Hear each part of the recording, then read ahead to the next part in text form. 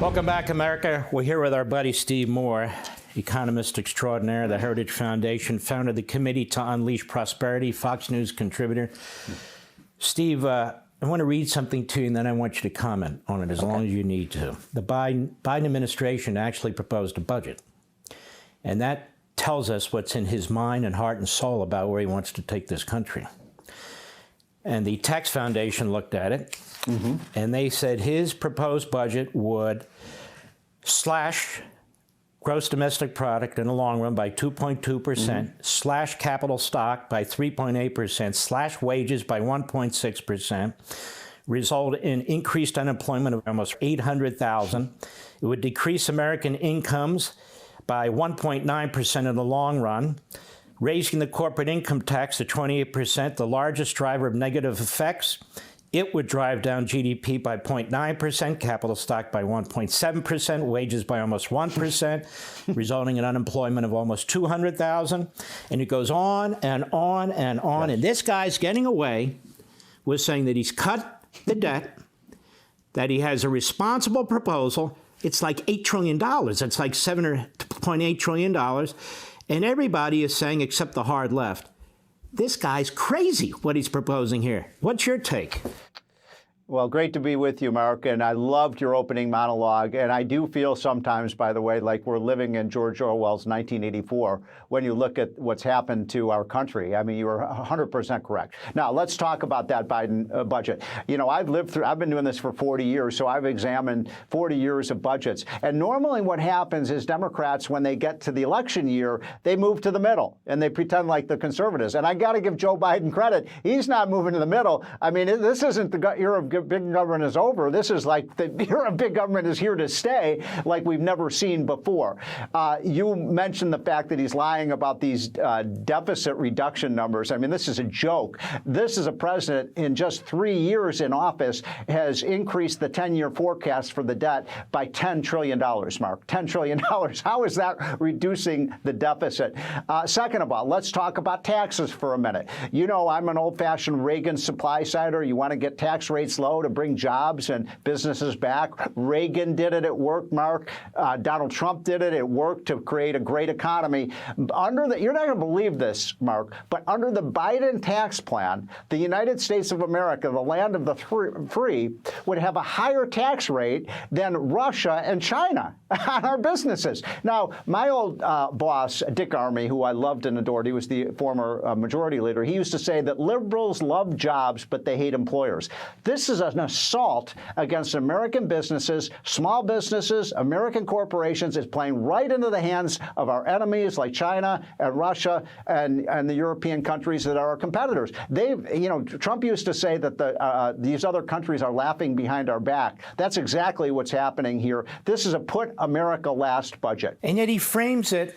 You know, Mises said we all sound like Marxists now, and he frames it in the Marxist language of class warfare, get the rich, go after the corporations.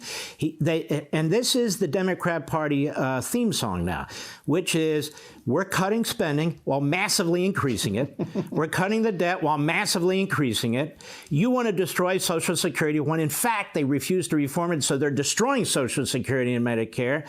And then they go on these rants about how they stand for the little guy and so forth. Maybe you can tell me, what exactly has Joe Biden done for the middle class in this country?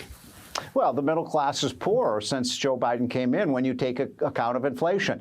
We haven't seen this kind of inflation in this country since the late 1970s when Jimmy Carter was in office. And you remember what happened with him. Ronald Reagan beat an incumbent president by 10 percentage points. And I think you're looking at the kind of same frustration. The middle class is financially stressed out right now. They're having a hard time paying mortgages. They're having a hard time paying their grocery bills. I mean, when I go to the grocery store with my wife, sometimes people come up to me and they get angry at me because they think the inflation is, and they're feeling an inflation rate that's much higher than the rate that's being recorded by the federal government. I mean, if you look at what's happening to the price of food, if you look what's happening to the price of energy, if you look what's happening at the gas pump, if you look at mortgage payments, those are not up by 20% since Biden came into office. They're up by 30%. How many people's incomes, Mark, do you think have gone up by 30% in the last 3 years? Not many except the very rich. My dad used to say, if you kill the golden goose, you don't get golden eggs. It's really quite that simple. Let me ask you this question. Yep. In addition to the taxes, the regulations, they literally want to ban the combustion engine and the gasoline automobile. What will that do to the average person, both in terms of their lifestyle and their costs? And the EPA is doing this. There's not a statute that supports this. I think this is probably the dumbest thing that Joe Biden has come up with. And he's come up with a lot of crazy ideas. But I want to make sure your viewers understand this.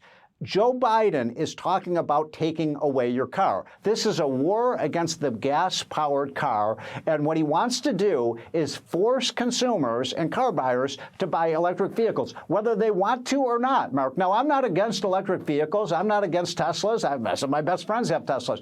But in this country, we believe that people have a right to choose, don't we? I mean, why should the government tell you what kind of car you can buy? Only 1% of the cars today on the road, did you know that, Mark? Only 1% of the cars are electric vehicles. Only about 6 or 7% of the sales are electric vehicles, even though they're pouring massive subsidies into it. So I think people are going to be angry about this. The price of cars is going to go up because they're not allowing the companies to produce them, like Ford and GM. I mean, it is an outrage, and I think people are extraordinarily frustrated by this. And I think there's going to be a real pushback against. They're not taking my car away from me, Mark. That's what people tell me. They're not going to take my car away from me. The electrical grid is not set up for this. No so way. You're going to have brownouts and blackouts. You're going to have rationing of energy. Yes.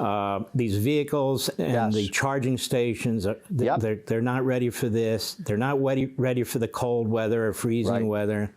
How many fire departments have told us these are very, very dangerous vehicles? When they blow up all kinds of toxins, they can't get people out of these cars, and they don't care because they are driven by ideology, not by economics, and they're imposing their will on the American people. No? Yeah, Mark, if you want to destroy a country's economy, destroy its energy supply. People should know this. They're going after our fossil fuel industry, which provides 80% of our energy in this. We're not going to have any industry left in this country if they pursue this green energy strategy. Hey, Sean Hannity here. Hey, click here to subscribe to Fox News YouTube page and catch our hottest interviews and most compelling analysis. You will not get it anywhere else.